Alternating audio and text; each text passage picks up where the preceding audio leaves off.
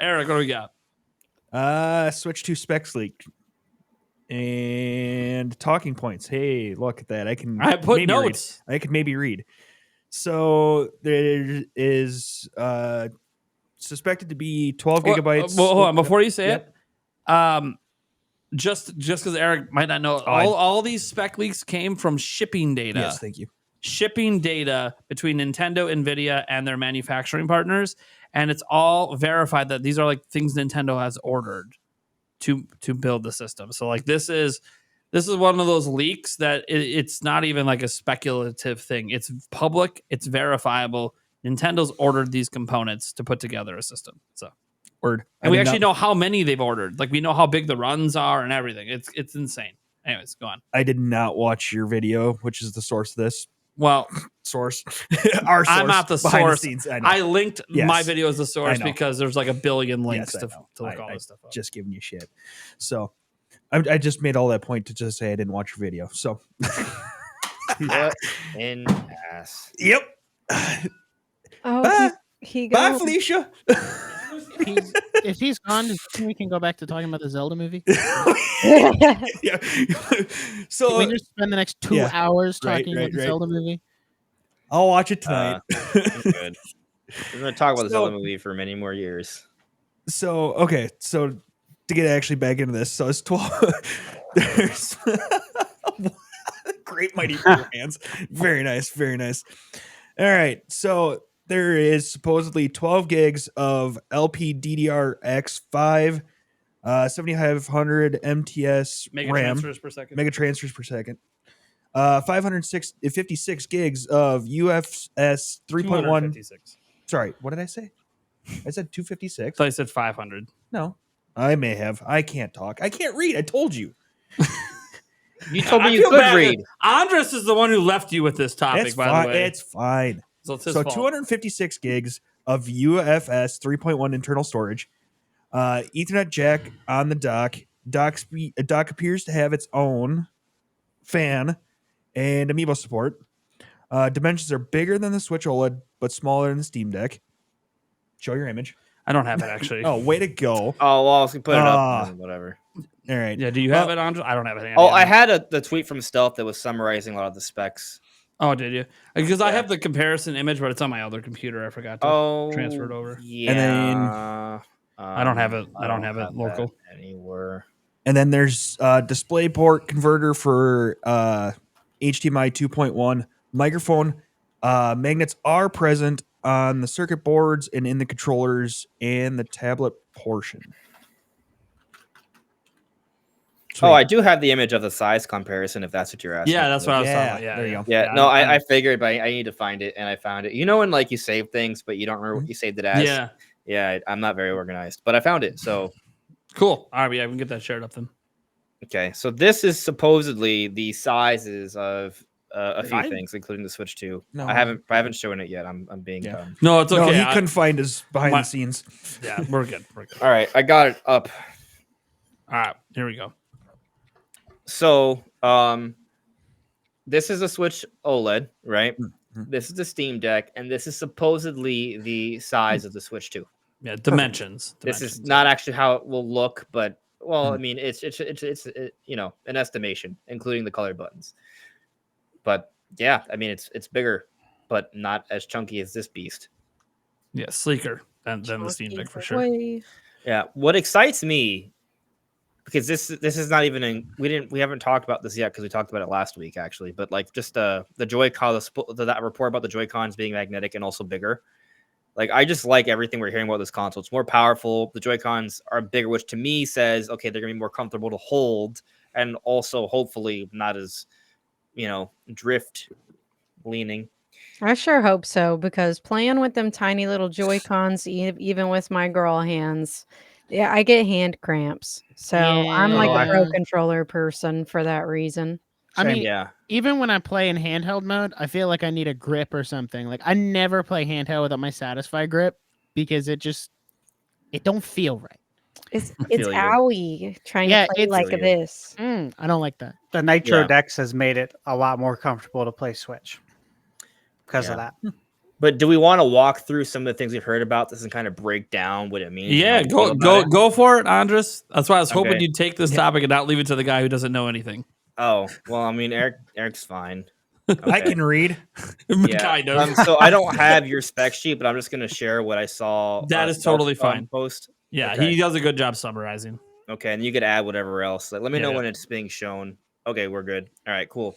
So, I'll just go, bit by bit, right? So here's the first part: handheld, right above PS4, before DLSS. And so this is actually a point that, to me, bothers me. Not because of what it is, but because of people's interpretation of it. People hear right above PS4 and they get upset and just ignore this part, before DLSS. This is actually extremely good news. In handheld mode, it's right above PS4. In docked mode, it's between PS4 Pro and Xbox Series S. That's awesome. And still before DLSS. For context, the Steam Deck is not at PS4 level. It's under PS4. It's under PS4. So I just people don't realize this. All these AAA games are playable on Steam Deck. Steam Deck's not as powerful as a PS4. yeah. So like this is good stuff. Yeah. Exactly. So like without accounting for DLSS in its weakest mode, it's better than the Steam Deck. But in handheld mode, it shouldn't be even that big of a deal. But then you account for that it's a little bit more powerful, has DLSS. And for those that don't know, DLSS is basically this NVIDIA technology that uses AI to improve upon a number of things: resolution, performance, ray reconstruction, which basically is, ray tracing that gives us some really cool lighting effects. So it makes games look a lot prettier and run better. That's what DLSS does. It allows for a console to punch a lot higher than its weight. And what's actually interesting about this is we heard that there's 12 gigabytes of RAM. It's 12, right? Yes. It's Yes. 12. And I think it was, what was it like? GDDR LPDDR5X. X, and the X part's actually really good too, because that means it's better than Yeah, just the it's normal. better than what people were even hoping for the best. Like it's the fastest version of that RAM. Yeah. Now I don't think it's as good as what the I don't remember the letters, but the 6, right? It's under that. The GDDR6? No, it's not as fast as that. No, But it's better than 5. So it's a really good like middle ground, and it's 12 gigabytes of RAM, which is more than the Series S. And this bodes really well for DLSS. It's going to facilitate, those higher resolutions. It's going to facilitate bigger open worlds with more detail in them, more going on. It's very good news. This means, maybe Switch 2 can have open world Zelda, running at 60 FPS with DLSS running. And that's going to be awesome. Like this system is going to run games well. If they can run on Series S, it can run on Switch too. And it's not going to be compromised. I think that's my biggest issue with third-party games on Switch, is that they're compromised. I was actually very into the idea of playing another Crab's Treasure. That was that smaller game that was announced at the Partner Direct. It's not even like a big AAA game. And then I saw the trailer for Switch version, and I was like, oh, yeah, I'm not buying this. It's just too often that games look like a choppy, lower performing, lower resolution version than on other platforms across the board. I shouldn't say across the board because there are exceptions, but it's too common.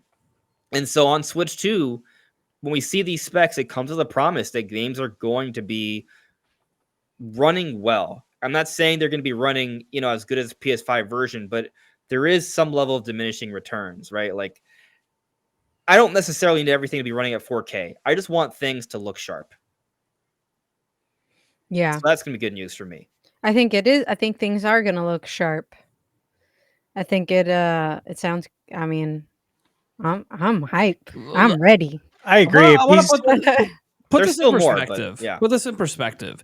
Yeah, we can get to the other stuff in a moment. The perspective is, a lot of people have been basing what they think Switch 2 is going to be and kind of laughing at it based on some Digital Foundry videos they did last year, where they tried to try to create the Switch 2 with current hardware and all this stuff. It was very weird that they were doing it. Like they were doing it with a 2050 mobile when the leaks that are out there from the NVIDIA leak is actually it's the 3000 series of GPUs, not the 2000 series. So why were we even using that in the first place? It's a fully customized chip, so there isn't actually any piece of tech out there that has what this is using exactly to a T. So it was hard to compare anyways.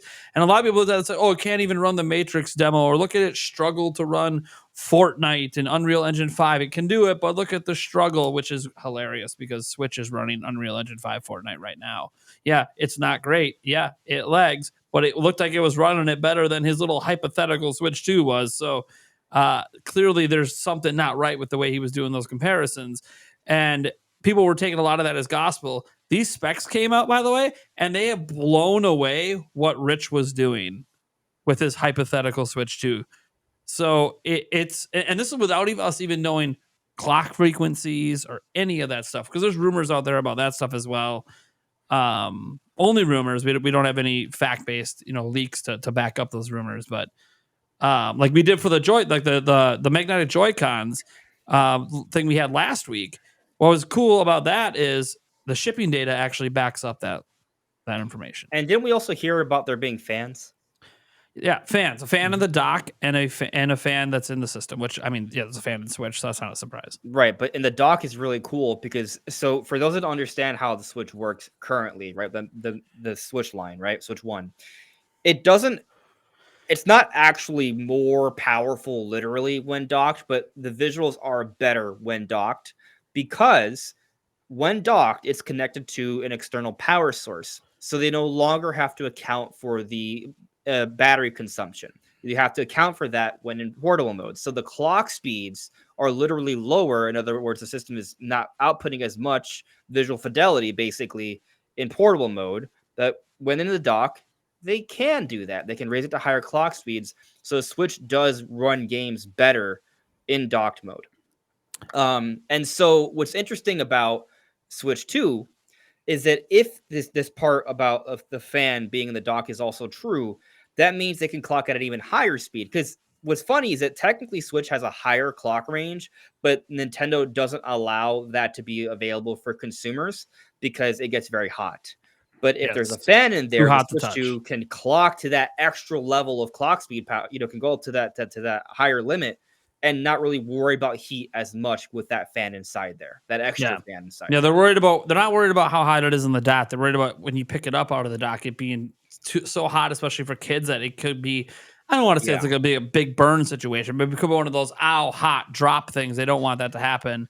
And the idea of a fan in the dock would be, hey, if it has some sort of connectors that can just even tap the heat pipes and take some of that heat away to a separate fin stack with a fan, then, and there's ways to do this, by the way. There's laptops that have optional fan hub accessories that literally they just tap. They literally just have these little connection points that just touch the heat pipes and help dissipate more of that heat, so you can get higher clocks. So it's not even a new concept. It's been out there. No one expected Nintendo to do it because it's extra. It makes the dock more expensive, but also if it enables it to run at clock speeds that are just amazing, it could have an even bigger gap between handheld and exactly and docked mode. But I will note, using DLSS and dock mode, the claim is that the screen's 1080p. That's still just a rumor. We don't know that. The shipping data doesn't have. It just says it's a touchscreen, which that doesn't really tell you anything about it other than it's a touchscreen. There were just reports that suggested so. The reports are all suggesting that it's 8 inches and 1080p and all that. What I find fascinating, though, about DLSS is there's been a lot of testing done with it on low-end hardware. You could take like a 480p image and make it look pristine at 1080p. Like, this is totally doable, which means, the gap might be bigger in terms of clock speeds, but on docked mode, you're still going to be targeting 1080p to get DLSS upscaled to 4K. So there's going to be more power needed to make your games run natively at 1080p. In handheld, you don't need to target native 1080p. You could target something significantly lower. You could target Wii resolutions and have it look native 1080p, which is insane, because what that's going to mean is more power statistically won't be available in handheld to make the games look almost as good as they do in docked mode, even though docked mode is technically a significantly more powerful thing. It's wild to me. DLSS, it's not magic. It's not magic. People always say, "Well, Switch fans act like this." No, it's not magic. But I now have DLSS in my system. Let me tell you, from the consumer side, it feels like magic. It feels like a button you just hit, and everything is better. I need to say this. You're saying something right now that I think speaks really well to what some of us think is the code name. So it's been referred to as ounce or something else according to Pioro. Luffy. There's speculation that it's actually OZ, which stands for ounce in here. Yeah. But it could be OZ as in Oz, as in a great powerful wizard, which is seemingly magical, but behind closed doors is actually just extremely intelligent technology, as is the Switch 2. I like that. I like it. There you go. Good point. Makes sense. I like the breakdown. Speaking So of it could be a DLSS, good time. did you guys see Majora's Mask running with DLSS? The video Was there like came a out? ray tracing thing or something? Yeah, it's with the N64 recompilation. I saw like a couple things on Twitter, but I haven't looked at footage yet. So it's insane. I have a version of Ocarina of Time on my PC. The ship of Harana, is that what it's called? Nate, you familiar with that? Something like that. Yeah. Ship of Harkana. Yeah. This runs, at 60 frames per second. In fact, I run it at 120 on my PC. And it looks amazing. But what they're doing with the DLSS and Majora's Mask, the way they're implementing it, it's running, I think, in 4K. Not for sure. Could be 1080, but 60 frames. Ray tracing, water reflections, everything, lighting, you name it. And it's just insane. You guys got to watch the video to see how good this looks. But seeing that, what they did with the N64 game, and this is you could say it's the modding community. Imagine what Nintendo can do. Yeah. With their wizardry. It's with almost this funny. Power. Like that kind of tech almost like makes older games stand out more because of the jump. But, yeah. And would they apply it to NSO games? Because just seeing this, it made me think oh man, what I'd love to see Wave Race with this. Good. Oh, That sounds amazing. give me a next gen Wave Race. Give me a next gen Wave Race. Oh, dude, that let's see some NSO games get the if it's treatment. as good, Yeah. if the DLSS is as good as I've seen it be, dude, because I don't have a lot of experience with it, right? But I've been able to see stuff like this, Zelda to run. If it can do this, I never thought about that. What if they applied DLSS to NSO games?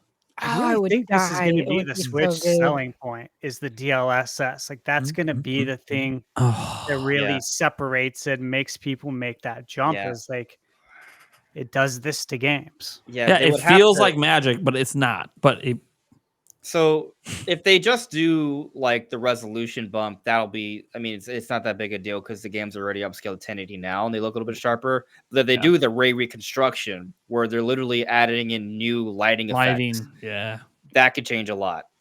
Imagine how much value that would add to NSO. Like it wouldn't just feel like the extra thing that you get for paying for your online. That's totally because it's like, hey, these games look extra nice. And Nintendo charges you the extra price. They probably would. I was thinking that too, but it would be. I just want to mention this part so I can stop sharing. There's also the mention of storage, right? So it's not quite VNAND apparently, but it's like the next best thing in UFS. Do you know what that stands for, Nate? UFS? I don't. Or at least I don't remember. I don't remember. I think I probably did look it up for my video. Universal flash storage. There you go. Thank you. Yep. So I've lost it. Yeah, that's good to hear. And it's not that much slower than the Xbox Series, which is a good thing. Now, to be fair about the 2.4 gigabytes per second thing, that's theoretical max. It'll probably be clocked lower than that. But the point is, because the Switch's internal memory is also not clocked as fast as it possibly can run. It's clocked lower, which makes sense for battery life and stuff like that. And longevity of the drive. It's actually good not to run it at max speeds. But basically, the consensus is that it is fast enough, even if it ran at like 1.5 gigs per second. That is totally fast enough to do all this instant loading and everything that everyone keeps advertising that, oh, you need these Gen 4 SSDs at PS5. You don't need a Gen 4 SSD to do any of that stuff, as has been proven, by the way, by those games getting ported to PC and running on things that are not Gen 4 SSDs and literally doing the exact same thing. I'm not saying that, yes, like Rift Apart, yeah, it's got some the loading issue hitches a little bit when you're on a normal spinning disk drive. But if you're even on just a normal little 3.5 inch old school SSD, dude, the instant loading is still there. So like it didn't need those Gen 4 speeds to do that. So that was kind of what people were excited about. Like, hey, this actually is fast enough that the games that do take advantage of storage speeds for faster loading and faster gameplay, so more seamless transitions between cutscenes and gameplay, this will be able to do it. There's no reason it can't. So it's really exciting. The only reason would be micro SD cards are not this fast, but micro SD Express that releases later this year is. And there's a lot of speculation that the platform would support Express, but probably still support the old ones as well. It would be weird to not allow micro SD cards. Well, it'll allow micro SD. Yeah, I just don't, especially with backwards compatibility. Yeah. It'll be interesting if there's any notes that there's performance hitches on certain games if you use it. Yeah, that's the tricky that's the part, one right? thing, Because so we also heard that it's going to have 256 gigabytes of internal storage, Yeah. which is, a lot better than what Switch had or even Switch OLED. But I can install at least you're gonna two need games. more.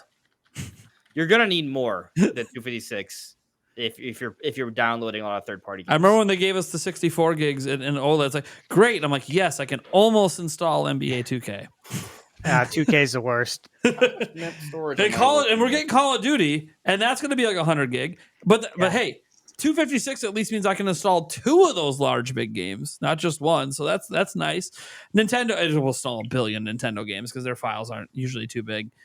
One thing I do think is fascinating though as well is that I do wonder, like if the games are just target 1080p and use DLSS to go to 4K, are the game files actually going to be that big? Because it's the resolution of the files they're using that cause these things to balloon so big. If they're just saying, hey, nobody actually target native 4K, just target 1080p and use DLSS, the game files could actually still be pretty small, at least compared to what the other systems are having, where people are trying to get like 1440p on there with minor upscaling to 4K and stuff. So that's what I thought. That was exactly my thought. And when I saw 256, I'm like, obviously that's not a lot by today's standards or what we have with PlayStation or how we're expanding PS5 storage. But I was like, I think that's going to be enough for Switch because they're going to have smaller game sizes. My biggest thing was the storage just need to be big enough that there's not a single game that exists on Switch you can't put on the internal storage or on Switch 2. Because right now there's games you can't put on the internal storage on Switch. I didn't want that to happen with Switch 2, and I think 256 very future-proof for the next 5-6 years, that there won't be any game released on the platform you couldn't put on internal storage. And if you have fast enough internet, you could just always use internal storage, just archive games and stuff. But I think as long I just really hope it supports micro SD card Express, because if it does support Express, those speeds are like as fast as this. So that would be like would be the way to go. They're going to be. So like brand new tech, it's going to be expensive. That's my thing, right? So like I have a 400 gigabyte micro SD card in here, right? And then obviously this is the launch day Switch, and that's a decent amount of storage. But I'm still archiving things, and I'm like, I don't need this right now, Yeah. I do that, and I have a terabyte, and I still have to archive things. Yeah. So like we're gonna have to run into that, but it would be nice Nintendo to be able to buy a big, kind of SD card. You could take this idea for free. Just let us put 2 micro SD cards in, baby. Yeah. Let us put 2 in. Lots of devices let us do it. Why not a game system? Remember back in the day when you could put multiple memory cards in a game system? Come on now. Just go crazy. I remember back when you could. It literally cost pennies to put one of those little things on the board. Come on now. Just you hide it all underneath the kickstand anyways. Let's go. I'm glad we moved away from those proprietary memory cards that we dealt with for 2 decades? 59 blocks. Decade and a half, yeah. Count Oh. How many of those got lost, destroyed, Kept forgotten resetting about? themselves, Mad Cats. By the Oh, way, I God, don't think Mad they're going to Cat. give us multiple ones. Like I see some people who are watching the live version of the show being like, "Oh, that's copium." I'm like, "It's not copium. It's hopium. There's a difference."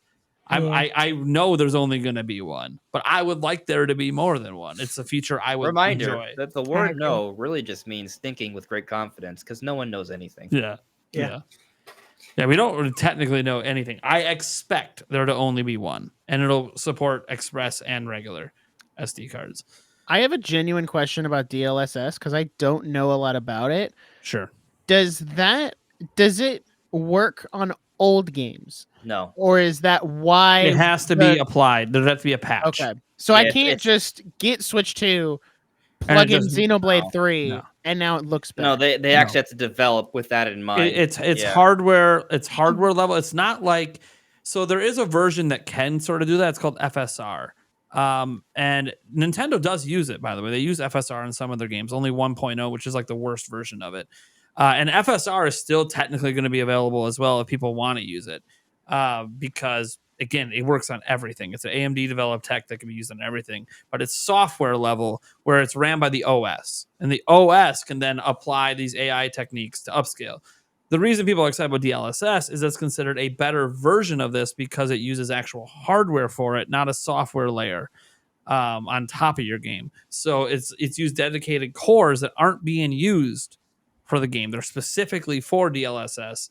Now, the thing is, yeah, there's power draw with that. So there could be some fallbacks to whether you use it or not. Could change profiles on how fast things are in handheld, especially. I don't think it's going to matter in docked mode when they have access to virtually unlimited power for what they're doing anyway. So I think that DLSS is just one of those things that can be put on all the old games, but it's still going to be reliant that they have to do it. Like when we had that talk earlier about Breath of the Wild and like not wanting, oh, we don't want this. I'm like, well, what if all they're doing is just DLSS in this thing? That's really all they're doing. Like, yeah, they would have to put work into it, but it's not hard work, if that makes sense. It's very easy to modify to put it in. Hence why we're seeing so many people bring these games to PC and just quick modifying it in because it's not super difficult to apply. It's very easy to work with. So it could just be also a $10 patch. Also note, there is not a single system at the moment in existence that has a set piece of hardware with DLSS. Doesn't exist anywhere. All the comparisons we've seen so far have been with PC games that are not specifically built for DLSS hardware. We don't really know what these things can do. This happens every generation. People always underestimate like the abilities of something that's been customized for a particular environment. We don't know. That's why I don't like the, hey, let me take this PC and do these hypothetical, like comparisons. You can't even run the Matrix demo. Okay, well, we heard it was running the Matrix demo in 4K 60 with ray tracing. With ray tracing was supposedly better, if at least not comparable. It's almost like they would have modified it to run specifically on that hardware. Yeah, it's just a different something that doesn't happen on PC. I love PC gaming, by the way, but things aren't made for specific pieces of hardware on PC. They have to support such a wide range. That's why all the AAA games run on Steam Deck.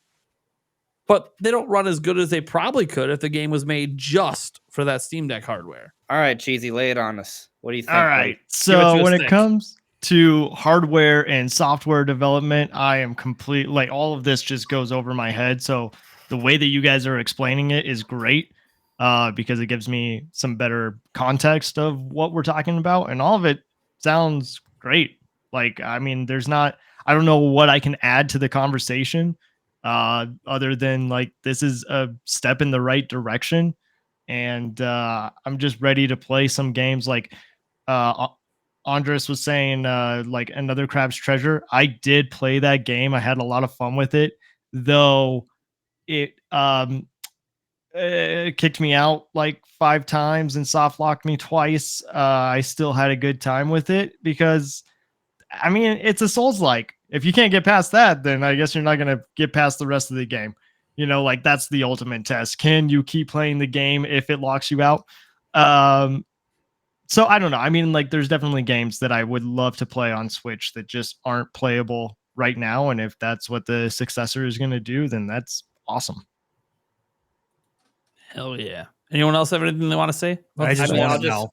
I'll just add to what Cheesy was saying. Like, there's a lot of third party games. Like, I have PS5 now, so like I can play a lot of games that I've been wanting to play, which is cool. But also, I want to play them on my Switch because not just because I have a Nintendo bias, but because I like having my games be portable. Like, there is something to that. Like, I really liked it when they had Dark Souls remastered on Switch because it made the experience portable, which was really good. Portable Souls is awesome. And so, like, you know, if there was like an Elden Ring port down the road with the DLC, even though I've just recently beat Elden Ring, I think that's going to be something that's going to be really good to happen at some point. You know, like there's just a lot of games that I think would benefit by purely being portable. I think that's one of the reasons why the Switch was so successful, because of that portability factor. And I think now that we've been enjoying it for 7+ years, we take it for granted that it's literally 2 in 1. That matters for a lot of games. And so Switch 2 being able to run third-party games better. I think that people are not, like, general Nintendo fans aren't ready for the leap we're about to see, because this is the leap from PS3 to PS4, which ended up being a pretty significant jump. It feels way more significant than PS4 to PS5 has felt. So and you could argue Switch was weaker, obviously, than PS4. So the leap's going to be even, or like, it's just going to be ginormous because we're jumping ahead of the PS4 a bit with a system that, you know, was kind of on the level of the prior gen system. So I feel like you're going to be very impressed, and a lot of haters are going to be really tugging at very, very minute things to talk about how the Switch 2 sucks. All right, I got one. Like that the resolution's not native. It's not native. Okay, no one gives a fuck. No one cares. No one cares. If it's DLSS and it looks almost as good side by side, nobody's gonna care. Just to add something to the conversation, because portability is huge for Switch, does it make you sad that the next successor is a little bigger? No. For me, no, because I want an 8-inch screen. I'm excited for that. I'm also excited for bigger Joy-Cons because the Joy-Cons are tiny.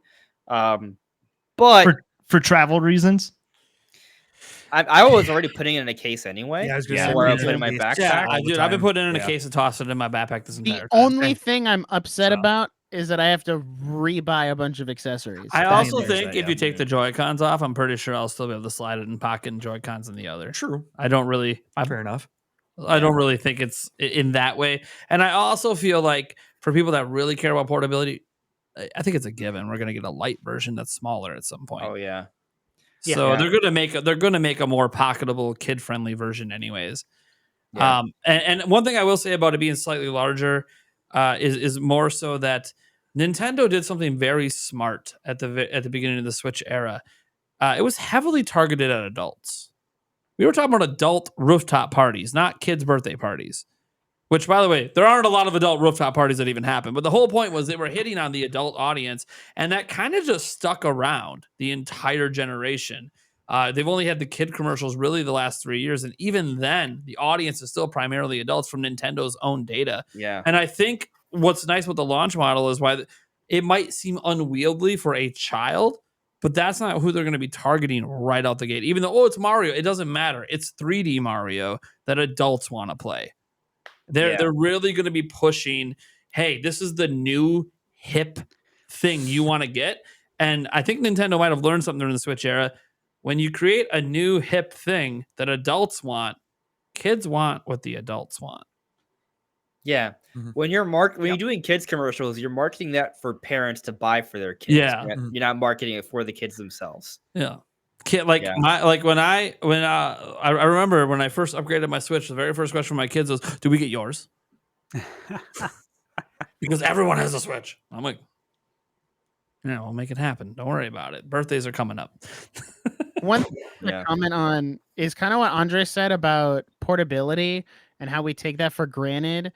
I legitimately play games slower on my PS4 because I can't just take it with me. Like I can't say, oh, I'm going to sit at the doctor's office for a half hour, or I'm going to go hang out with friends. And while I'm waiting for them, I'm going to play my Switch, or I'm traveling somewhere, going on a trip. Like Persona 3 Reload, I got 3 months ago, and I'm not even a quarter through the game because I have to actually sit down in front of the TV.